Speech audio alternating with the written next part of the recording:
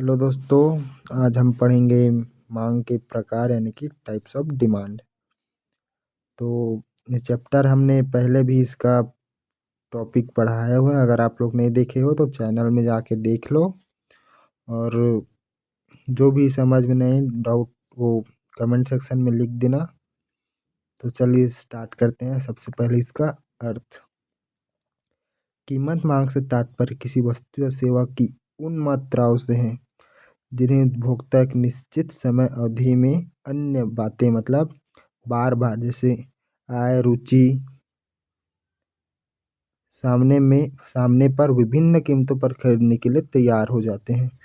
यानी कोई सामान को लोग कितने बार अलग अलग मूल्यों में खरीदने के लिए तैयार हो जाते हैं, उसका मतलब मांग का वो अर्थ है। अलग अलग बार मांगी जाती है वो।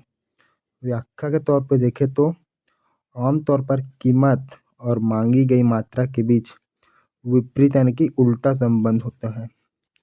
जब किसी वस्तु की कीमत बढ़ती है तो उसकी मांग कम हो जाती है, और जब किसी वस्तु की कीमत घटती है तो उसकी मांग बढ़ जाती है। इसे हम मांग का नियम भी कहते हैं। यानी जब कोई सामान का उसका प्राइस ऊपर जा रहा होता है तो उसका जो सब मांग है वो कम हो जाता है, और उसी का अगर प्राइस नीचे होता है तो डिमांड जो है उसका बढ़ जाता है।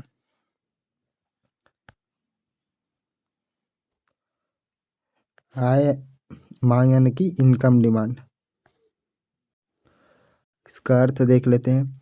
आय मांग का अर्थ उपभोक्ता की आय के विभिन्न स्तरों पर अन्य कारक समान रहने की स्थिति में किसी वस्तु की विभिन्न मात्राओं को खरीदने की इच्छा को क्षमता से मतलब उसको दर्शाता है। उसकी व्याख्या देख लेते हैं।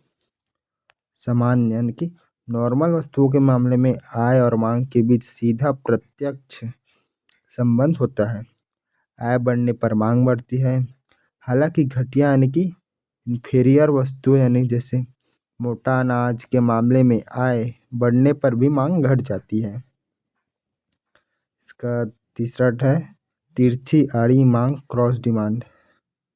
इसका अर्थ तिरछी मांग किसी वस्तु की मांग और संबंधित स्थानापन्न या पूरक वस्तुओं की कीमत के बीच संबंध को दर्शाती है।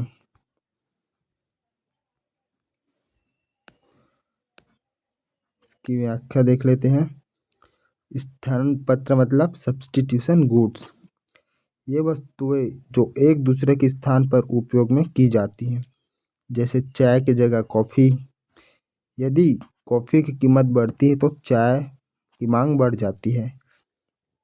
वैसे ही अगर घर की बात करें तो क्लोज़अप के ऊपर है। क्लोज़अप की अगर कीमत बढ़ी तो कोलगेट में आ जाते हैं लोग। अगर उसकी और कीमत बढ़ी या फिर घटी तो और किसी में, ऐसे। यह है पूरक वस्तुएं, कॉम्प्लीमेंट्री गुड्स। वे वस्तुएं जिनका एक साथ उपभोग किया जाता है, जैसे कर, पेट्रोल, पेन और स्याही। यदि कर की कीमत बढ़ती है तो पेट्रोल की मांग कम हो जाती है। अब इसका अर्थशास्त्र में संयुक्त मांग देख लेते हैं। जॉइंट डिमांड तब होता है जब दो या दो से अधिक वस्तुएं एक साथ उपयोग की जाती हैं, जैसे पेन और स्याही, कार और पेट्रोल। जबकि समग्र मांग यानी कि कंपोजिट डिमांड तब होती है जब एक वस्तु के कई उपयोग होते हैं, जैसे बिजली का उपयोग, रोशनी, हीटिंग और कंप्यूटर चलाने के लिए, और इनका उपयोग मांग बढ़ने से दूसरे की कमी की जाती। संयुक्त मांग पूरक वाले से संबंधित है और समग्र मांग का एक ही वस्तु के विभिन्न बाजारों से जुड़ा होता है, जैसे चीनी उपयोग आइसक्रीम और चॉकलेट दोनों में होता है।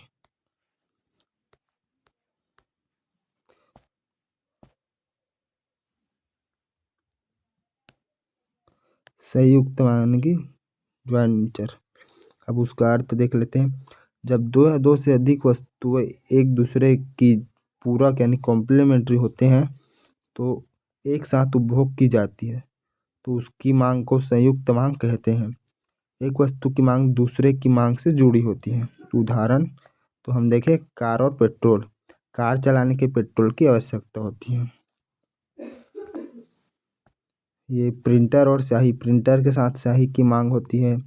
कॉफ़ी बनाने के लिए कॉफ़ी बीन्स, दूध और चीनी की। इसकी विशेषता है कि फीचर एक वस्तु की मांग बढ़ने पर दूसरी की मांग बढ़ती है। जैसे कार की मांग बढ़ेगी तो कार की अगर बिक्री बढ़ेगी तो पेट्रोल की मांग बढ़ जाती है। कंपोजिट डिमांड, समग्र गुड्स अर्थ। जब किसी एक वस्तु के कई अलग अलग उपयोग होते हैं तो उसे वस्तु की कुल मांग को समग्र मांग कहते हैं। उदाहरण देख लेते हैं। बिजली इसका उपयोग रोशनी, हीटिंग, कंप्यूटर आदि के लिए होता है। गेहूँ इसका उपयोग रोटी, दलिया, जैव ईंधन बनाने के लिए होता है। चीनी इसका उपयोग आइसक्रीम, चॉकलेट, मिठाई बनाने के लिए होता है। इसका की फीचर यानी कि मुख्य विशेषता होता है। एक उपयोग जैसे जैव ईंधन के लिए गेहूं की मांग बढ़ने पर दूसरे उपयोग जैसे रोटी की मांग के लिए गेहूं के लिए उसकी उपलब्धता कम हो जाती है और कीमत बढ़ जाती है। यानी कि अगर हम उसका जैव ईंधन बनाएं तो रोटी के लिए गेहूं नहीं बचेगा। अगर इसमें ज़्यादा उपयोग हुआ तो इसके लिए मांग बढ़ जाएगा। ये बता रहे हैं वो। अब इधर देख लेते हैं। मांग यानी डिमांड को प्रभावित करने वाले फैक्टर में वस्तु की कीमत यानी प्राइस, उपभोक्ता की आय से संबंधित वस्तुओं की कीमत, उपभोक्ता को पसंद और नापसंद, भविष्य की उम्मीदें और जनसंख्या में शामिल होती है। ये सभी कारक तय करने के लिए लोग किसी चीज़ की मात्रा खरीदने चाहेंगे जिनमें वस्तु की कीमत घटने पर मांग बढ़ती हो और कीमत बढ़ने पर मांग घटती हो। ये मांग का नियम कहते हैं।